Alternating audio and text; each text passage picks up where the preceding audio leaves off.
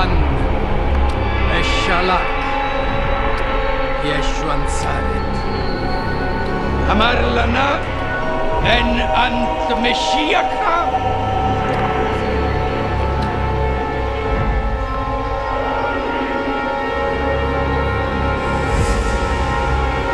Beth, where we are now.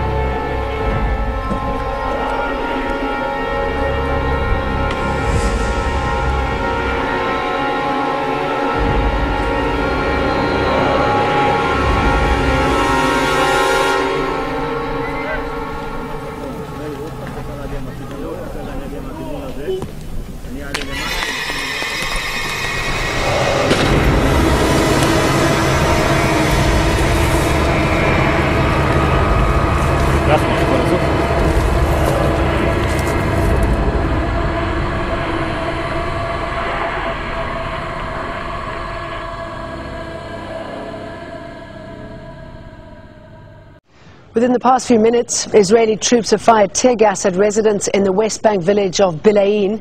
They were holding a demonstration against the Israeli separation barrier which cuts through their village. Their protests, held every Friday, have become a symbol of Palestinian anger against Israel's illegal encroachment of Palestinian land. Jackie Rowland is in bil'in for us, where this week's march is just getting underway. Jackie, I can see it looks like tear gas behind you. What's going on? Yeah, if I can just interrupt you, Jane, we need to show you that the Israeli troops have actually come over the separation barrier. My cameraman is showing you now, you see. They've actually been over to throw from very short range tear gas against the protesters. Basically what's going on here is that the protesters come up to the barrier, as you can see here, the separation barrier. There's more tear gas going off behind me. Here the barrier is made out of barbed wire and steel. Elsewhere you're familiar probably with the huge concrete slabs that mark the wall. And the residents of the village of bil'in... The residents of the village of bil'in come every week. I may have to stop soon because we've been gassed right here. Anyway, the residents of bil'in come every week to the village to basically make the point that this is their land that has been stolen to build this wall, their land which has also been stolen to build the illegal Jewish settlement of Modi'in Illit, which is just beyond the wall. And they're also making the point that no amount of tear gas, no amount of... They're throwing straight at me! Sorry, we're under attack! Thanks, guys. Okay, Jackie, are They're you... obviously trying to take us off the air. Right. I'm okay, I'm okay. It's not fatal, I'm still here. But the soldiers are basically throwing tear gas canisters right at us. Yeah. I beg your pardon?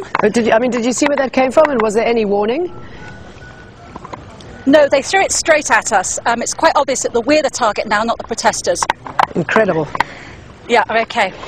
And so you've just seen there very graphically while we've been on air the kind of tactics that the Israeli army is using against people who are protesting non-violently, and indeed members of the media here.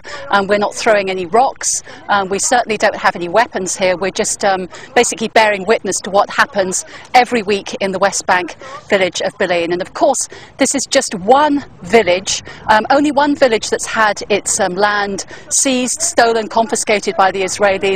The same story is repeating right across the West Bank, but bil'in has become a symbol and an inspiration to other Palestinian villages in the way it has stood up really to the kind of brutal tactics that the Israelis use to try to crush their resistance. I know, Jackie, quite an incredible scene there, seeing the Israeli army firing at you while you were talking to us on air, rather draconian response to what's happening because of Israeli policy against Palestinians. Now, to try and redress some of the issues as far as settlement activity is concerned, Benjamin Netanyahu has said that he'll consider freezing illegal settlement construction, but not quite yet. What does that mean for the Palestinians? Basically what Netanyahu is doing is he's trying to juggle two conflicting sets of demands. On the one hand, he has the Americans and the Palestinians and in fact most of the international community pushing for a freeze of all settlement building in the West Bank. But he's also under pressure from members of his own government, right-wing politicians who are absolutely opposed to stopping the building of settlements. How can you have a freeze in settlement building and continue settlement building at the same time? That's what Netanyahu is trying to do. So by approving a number of new housing units that where work can start, and then maybe later agreeing a temporary halt in building, it becomes completely meaningless, because for the few months while this official halt is called, they will still be building the houses that were already approved, and by the time they finish building those houses, the temporary freeze will be over and it will be back to business as usual. Basically, from the Palestinians' point of view, this doesn't represent any meaningful change in Israel's apparent policy to continue building on occupied Palestinian land in defiance of international law and really jeopardizing any chance of a two-state solution based on exchanging land for peace.